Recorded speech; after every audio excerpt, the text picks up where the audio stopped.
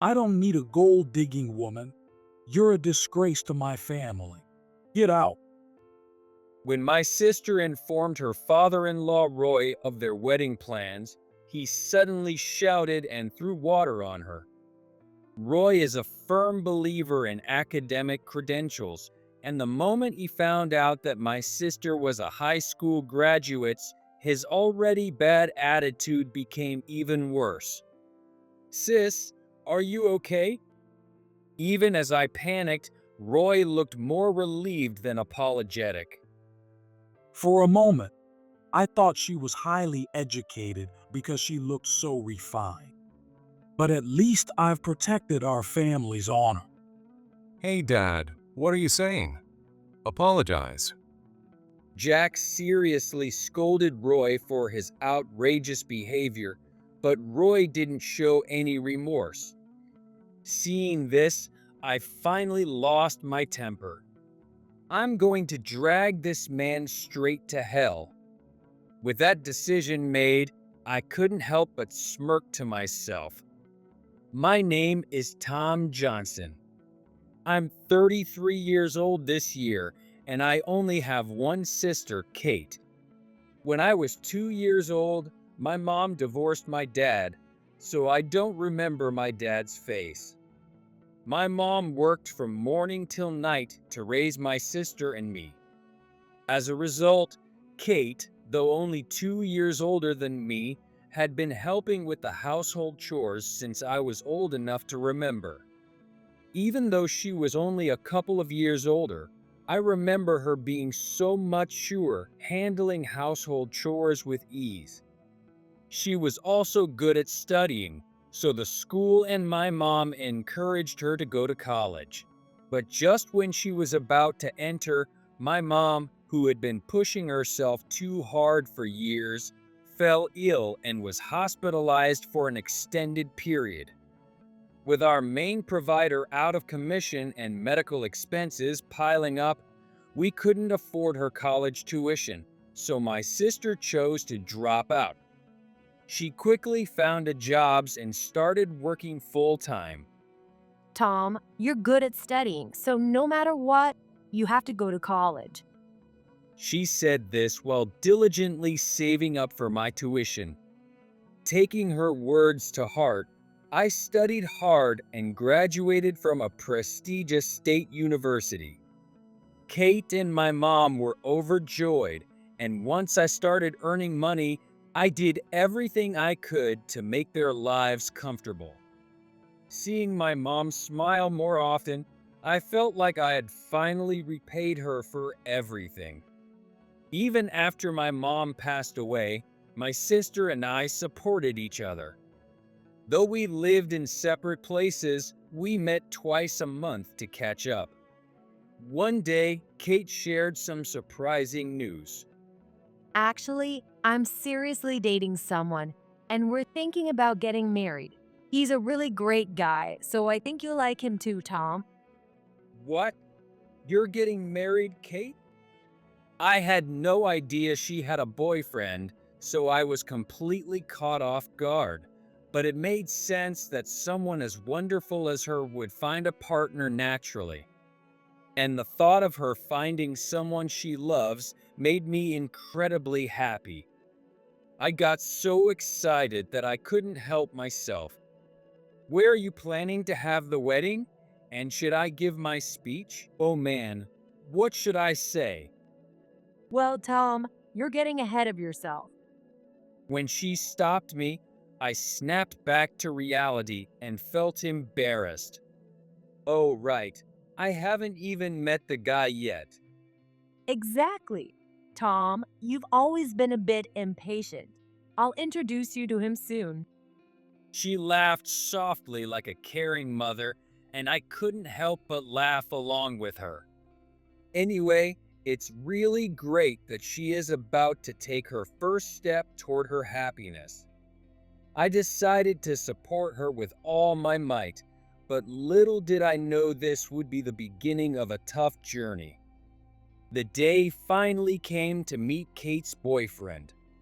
I arrived at the cafe where we were supposed to meet 20 minutes early. I left home early to avoid being late on such an important day, but I guess I was too early. Should I wait inside the cafe? Just as I muttered that, I heard a man's angry voice. Hey, get out of the way. Oh, I'm sorry. I quickly stepped aside to see a burly man standing there with a scowl on his face. Geez, don't stand right in the middle of the door. The man went into the store, but something about the encounter bothered me. I wasn't standing right in front of the door. I was next to the utility pole on the side of the store. It's hard to believe I was in anyone's way. In fact, the man was walking at a distance from me, and he could have easily entered the store without me moving at all. Why did he bother complaining to me? As I was pondering this strange encounter, I suddenly heard my sister's voice. See, I told you. It was a good idea to arrive 20 minutes early. I turned around in surprise to see Kate walking alongside a kind-looking man. Isn't my intuition amazing? Tom always gets overly excited and arrives way too early for important occasions. Wow, that's impressive. The family bond is something else. The man seemed genuinely impressed, but when our eyes met, he suddenly snapped back to reality. I'm so sorry for the sudden introduction. My name is Jack Wilson, and I'm in a serious relationship with Kate. Seeing him bow his head apologetically, I felt a sense of goodwill toward him. He didn't try to put on any airs.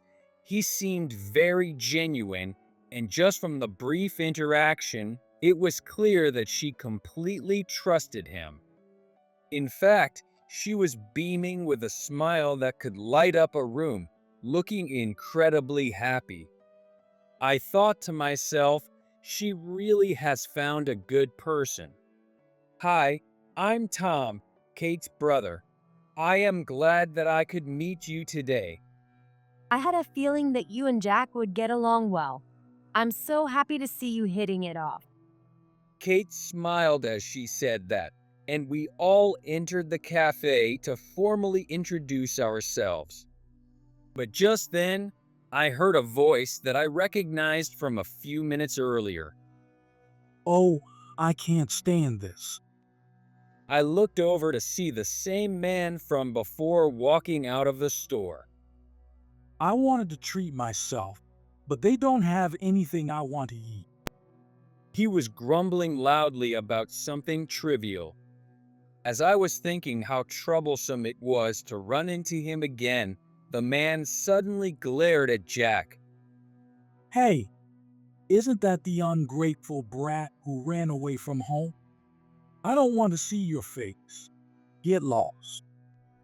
His outrageous attitude was shocking, and I felt a surge of discomfort. Jack's face tensed up, and it was clear he wanted nothing to do with the man. I never want to see your face again, so don't you dare come back. With that, the man stormed off, still shouting. Was that man your father, Jack? He mentioned something about being ungrateful. Unfortunately, yes. There's a lot to it.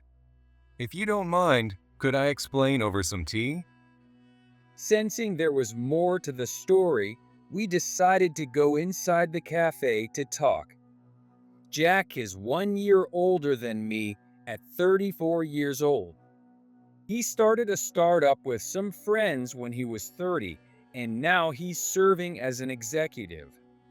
That's impressive for someone so young. No, when we started the company, there were so few employees that I just ended up in an executive position by default. Jack was modest about it, but with a new venture, there's no telling how things will go. Just because he's an executive doesn't mean he can sit back and relax. He must be a challenge every day. Then he began to talk about his father. His father's name is Roy Wilson, and at 58 years old, he's the president of a bank. Apparently, despite everything, he's competent at his jobs. My dad had been drinking earlier. When he drinks, he becomes uncontrollable like that. So he never drinks on workdays. But he loves alcohol. So on his days off, he ends up like that. Jack spoke with a look of deep gloom. If my parent had such a bad drinking habit, I'd hate it too. It sounds like you've had a tough time dealing with your father. Oh no, Tom. It's nothing compared to what you and Kate have been through. My dad didn't approve of me starting a venture company either. He told me that if I chose the startup, I should never come back. And we've been estranged for years. According to Jack, Roy truly believes that those who attend prestigious universities, enter large corporations, and climb the corporate ladder are the highest caliber of people. Because of this, Jack was pushed to study hard from a young age, and Roy decided all of his schools. When it came time to get a job, Roy didn't allow anything other than a large corporation, and starting a risky business was out of the question. Jack's mother passed away when he was 5, leaving no one to intervene. After saying all this, Jack let out a deep sigh. I felt a strong sense of doubt about living a life controlled by my dad. So when I turned 30, I wanted to finally live according to my own will.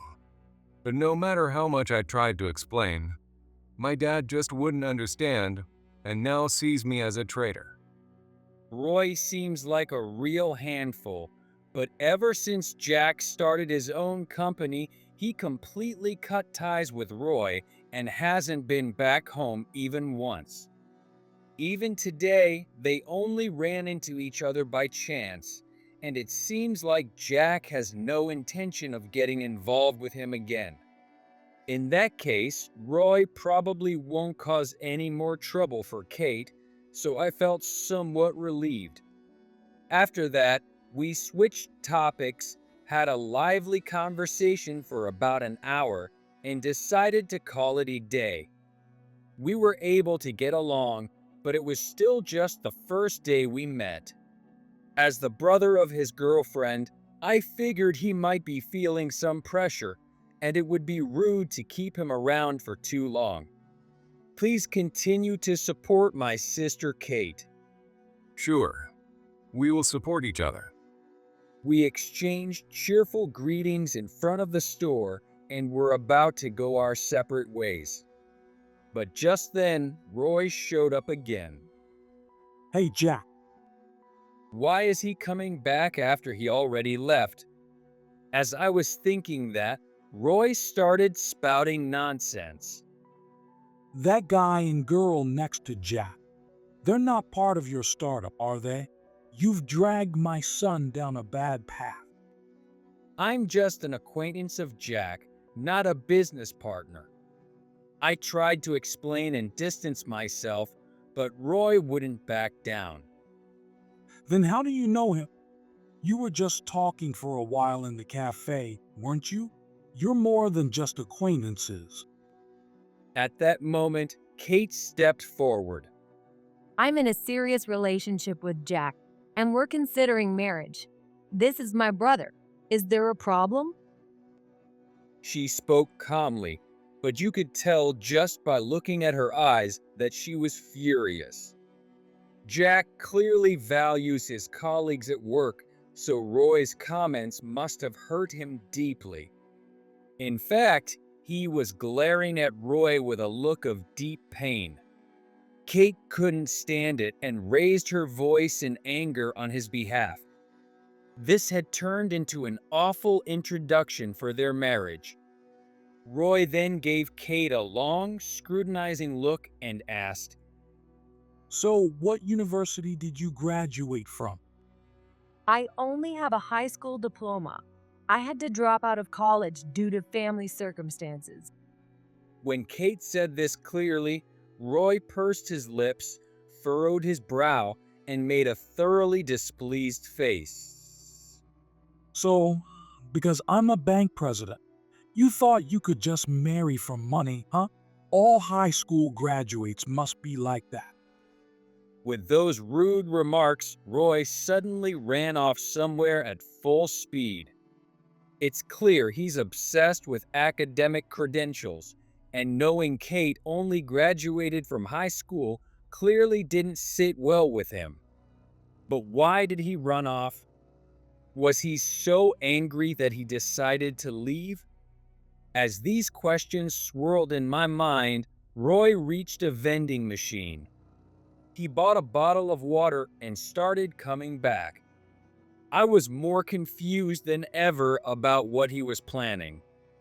Then, Roy unscrewed the bottle cap and threw the water all over my sister out of nowhere. Her makeup, which she had clearly put more effort into today, and her brand new clothes were soaked, leaving her in a pitiful state. But Roy showed no remorse. I don't need a gold-digging woman.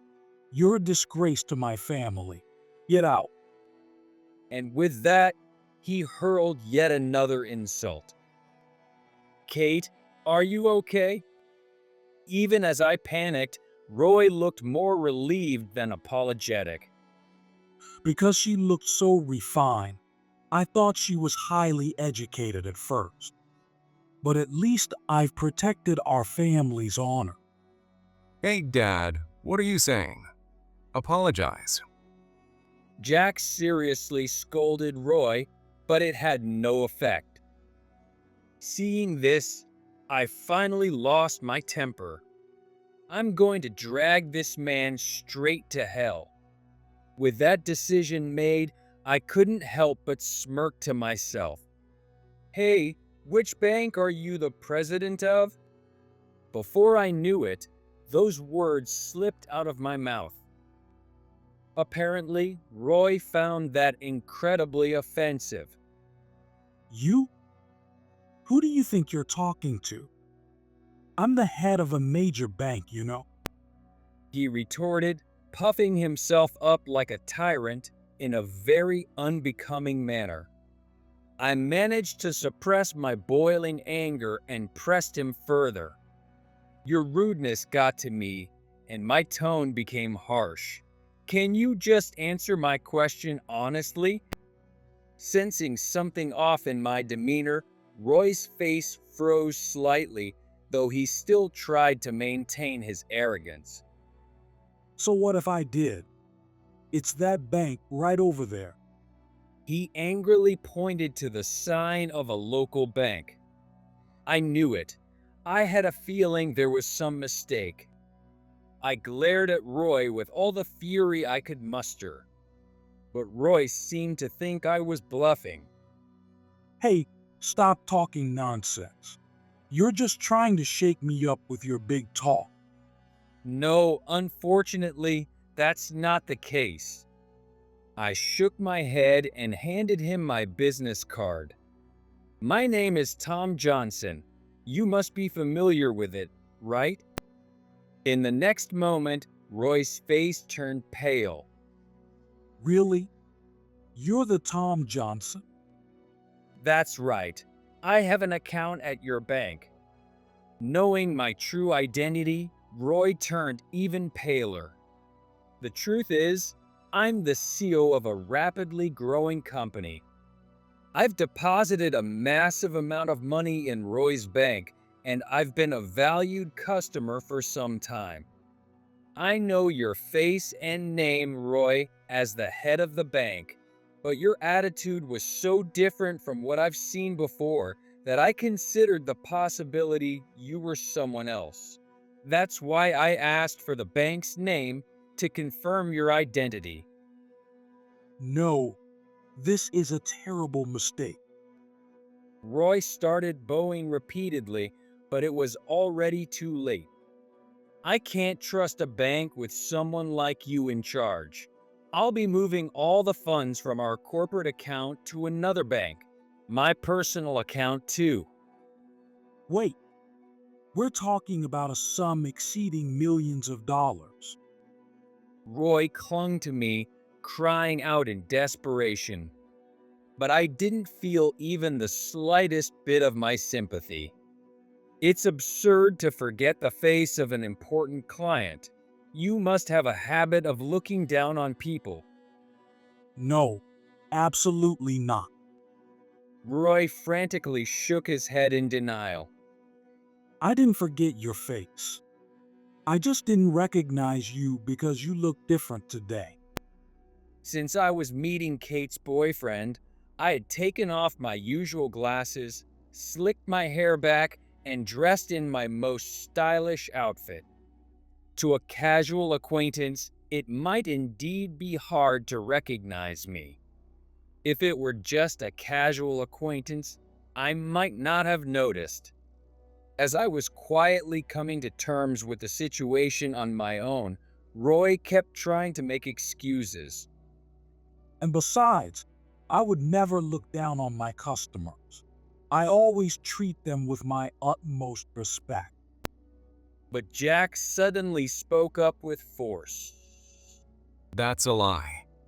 Dad, you were always bad-mouthing clients at home, weren't you? That's not true, Jack. Roy tried to argue back, but it was clear he was panicking. I believe what Jack says. In any case, I can't trust a bank president who casually throws insults around. I'll be transferring my money now.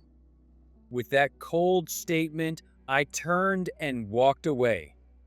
Kate and Jack followed me, both giving Roy a sharp glare before leaving. Hey, wait. Roy tried to chase after us, but he stumbled and fell hard. Oh no, ouch. I heard a scream, but I didn't feel like dealing with it, so I ignored it and went home. Since then, Kate and Jack's relationship has been going well, and I've been meeting with them regularly.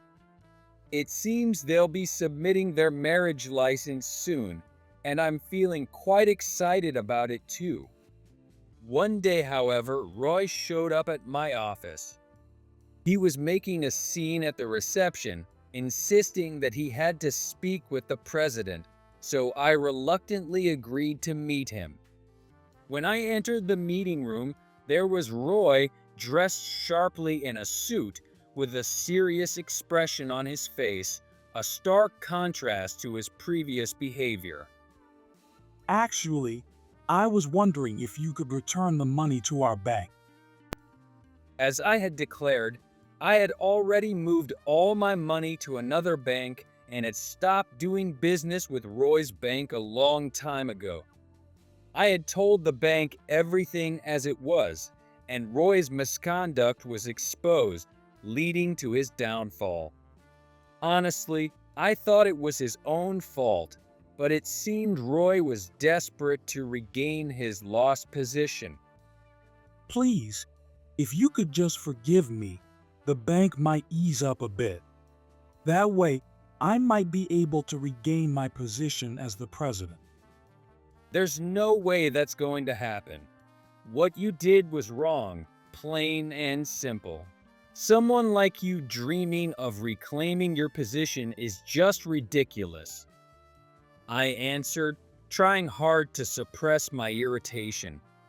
Besides, I heard someone filmed you making a scene yesterday, and it's caused quite a stir at the bank. That cafe was in a secluded spot, but causing such a commotion in broad daylight was bound to catch someone's attention. Apparently, one of the passers-by recorded a video and took it to the bank. With that evidence, the bank had no choice but to acknowledge the incident, and Roy was immediately fired. The smooth transition of my funds was also thanks to that video, which made the bank realize they couldn't keep someone like Roy as the president. Despite causing so much trouble for others, you haven't shown any remorse. In fact, you haven't even formally apologized to me. though your employees did apologize on your behalf. My tone turned a bit harsh, but I felt no guilt towards Roy. After all, as soon as his firing was finalized, he cut off all communication. One of his employees explained the situation and offered a sincere apology. I am terribly sorry. That's why I didn't hold a grudge against the bank. However, the fact that Roy, the one responsible, never apologized still bothers me. When I pressed him on it, Roy began to sweat nervously. Well, losing my position was a huge shock, and I've been moving from one hotel to another. I think the shock was much greater for me, Kate, and Jack. If you had the energy to stay in hotels, you should have done what needed to be done. And it's clear now that you have no intention of apologizing. You should leave. I spoke quickly, standing up from my chair. Wait a minute, but Roy tried to speak again. I'll call the police.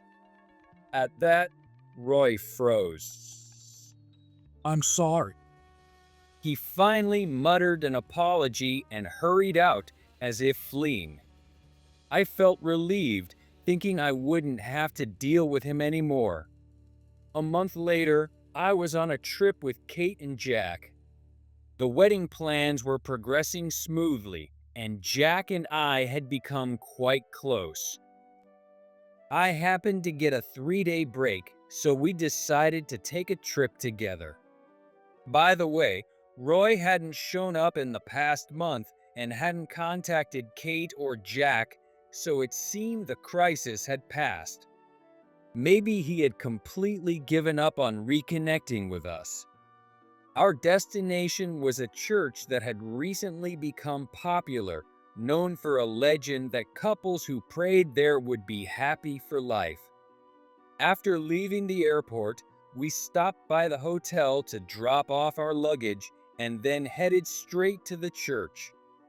The church was even more impressive than it looked in the guidebook, and it seemed like it could really bring good fortune. A sign in the courtyard mentioned that it not only strengthened bonds between couples, but also improved relationships with family and friends. I decided to pray for a better relationship with Kate and Jack. After we finished praying, she suggested we visit the souvenir shop. Let's buy some keyrings as souvenirs. We were looking at an array of keyrings. Just then, I heard a gasp. What? Wondering what was going on, I looked in the direction of the voice and, to my shock, saw Roy standing there. "What are you doing here? Did you follow us or something?" Not wanting him to get near Kate and Jack, I stepped in front of them and moved toward him, but Roy shook his head frantically. I'm not here for anything like that. I came here for someone I care about. "Don't tell me you're thinking of reconnecting with Jack." As I glared at Roy, his eyes narrowed into a sharp glare. Hey, don't start spouting assumptions. If it were up to me, I'd want to keep a kid who ignores their parents' wishes as far away as possible. Jack looked hurt, but Roy continued without a care. Hey, Jack, are you still seeing that high school graduate? If you marry a woman like that, you'll end up miserable. Even Jack couldn't stay silent at this. We're already estranged, aren't we? So, what does it matter what degree my wife has? It has nothing to do with you. His voice was calm, but his eyes were sharp as he retorted. You're just trying to hurt your son you don't like. You don't care about my future at all.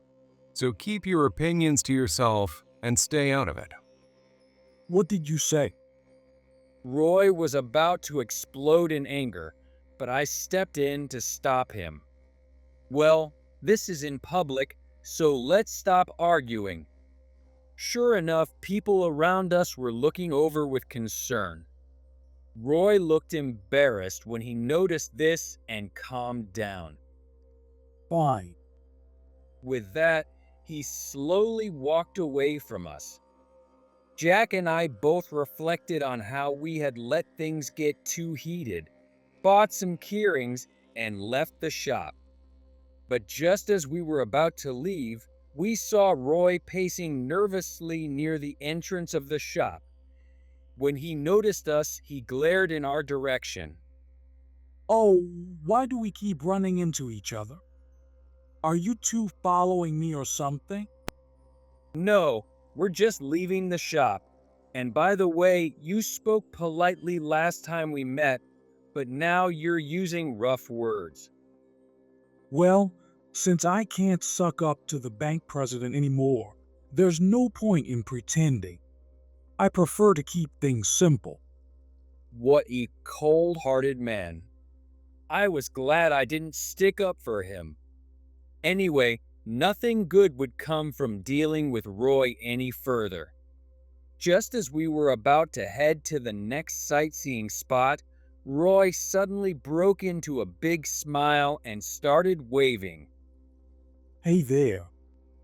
Ahead of him stood a middle-aged woman with garish makeup. She looked about 10 years younger than Roy. This here is Emma, my new girlfriend. I was trying to buy a keyring for her ahead of time, but you two ruined it. Now shoot. After bragging, Roy tried to chase us away. We had no interest in sticking around with Roy any longer either. We silently walked away, agreeing that it was a good decision to cut ties with someone like him, and headed to a scenic observation deck. After enjoying the beautiful mountain views and sunset from the deck, we had a delicious meal at a restaurant known for its mountain cuisine. By the time we finished, it was late at night, and we had a great time without any more run-ins with Roy. We decided to head back to the hotel for a soak in the outdoor pool and some rest, but on the way, we got lost. This area still had many old, narrow alleys, and we had heard it was easy to get lost, which turned out to be true. It was a region where more and more houses were being abandoned, and there was a lonely atmosphere in the air.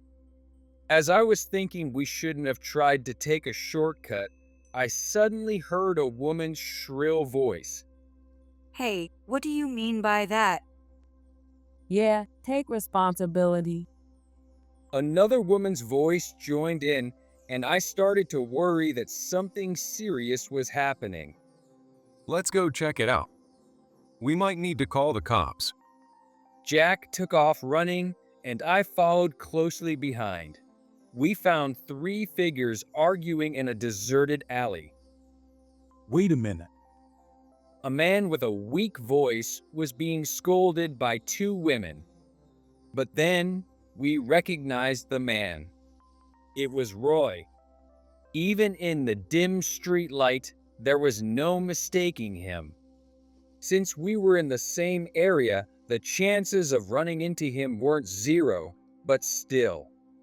But meeting someone twice like this must be a pretty rare coincidence. Is this what they call a cursed relationship?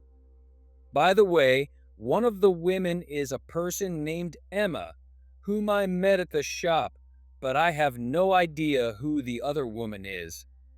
I guess there was some trouble with that woman while Emma and Roy were on a date. That's probably what happened. As I was thinking that, Roy noticed us too and came running over, begging for help. Please help me. Just the other day, he treated me with such contempt, but now that he's in trouble, he's asking for help. What a quick change of heart. I was completely disgusted. Kate and Jack were also visibly annoyed the moment they realized it was Roy. On the other hand, Roy, who was clearly panicking, started rambling on about the situation, not caring at all about how we felt.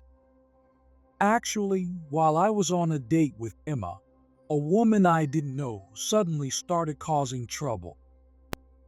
But the woman who was supposedly unknown was now glaring at Roy with a furious expression. Don't make me the bad guy here. I'm Julie. We're dating, remember? So, what you're saying is that Roy was cheating? When I summarized the situation, both Julie and Emma spoke in unison. Exactly. Exactly. According to their intense stories that followed, it seems Roy had planned to meet both Emma and Julie during this trip. He had planned to spend the first day with Emma and the second day with Julie. To be precise, Emma had something to do the next day, so she was supposed to go home after the first night, and then Roy would stay at the hotel with Julie and continue the trip on the second day. The reason for such a risky plan was that Roy wanted to travel with two women he liked at the same tourist spot, but found it too troublesome to come back to the same place multiple times. However, as fate would have it, while Roy and Emma were lost, Julie came to the hotel to look for Roy. As a result, his cheating was exposed. The two women, who were getting more and more heated, started showing a series of evidence, like messages from a chat app, so their claims were probably true. Roy, now unable to talk his way out of it, was visibly shaken. Well, that is, Then Jack piled on. Cheating is seriously the worst. You're in no position to criticize others' academic backgrounds. You might have an impressive education, but you're lacking in what really matters as a human being. Maybe you should go back and relearn that. Kate also delivered a sharp comment, so I decided to speak my mind as well. You had the nerve to put others down, but now that you're cornered, you come asking for help? That's just pathetic. No decent person would do that. With my voice carrying a deep, resonant tone, Roy tried to mutter some more excuses. But Oh, by the way, have you really reflected on the harm you caused Kate and Jack? If not, maybe I'll chase you all the way to the depths of hell. Cutting him off mid-sentence, I said this, and it must have scared him quite a bit because Roy finally lowered his head. I'm sorry. I promise I won't bother you again. Don't forget that promise. If you break it. As I glared at him intensely, Roy finally fell back in terror. I won't break it. With his pitiful cries ringing in our ears, Kate, Jack, and I decided to leave, satisfied with his groveling. Afterward, Roy continued to be berated by the two women, but by then I didn't care anymore. Let Roy's fate be what it may. Thinking this, we found the right path and safely arrived at the hotel. We relaxed in the outdoor pool under a sky full of stars. What happened to Roy after that, I don't know for sure. I've heard rumors that he was relentlessly chased down by those two women, even forced to move, and that the stress drove him further into alcoholism. Whatever the truth, with his personality, it's certain he didn't find happiness. As for me, I'm still working hard running my business. Kate and Jack had their wedding and officially registered their marriage. Now, they're happily building a life together as a married couple. Seeing these two, who've been through so much, finally find happiness makes me happy too. I want to do whatever I can to keep them happy. That's what I'm thinking about today as I keep moving forward.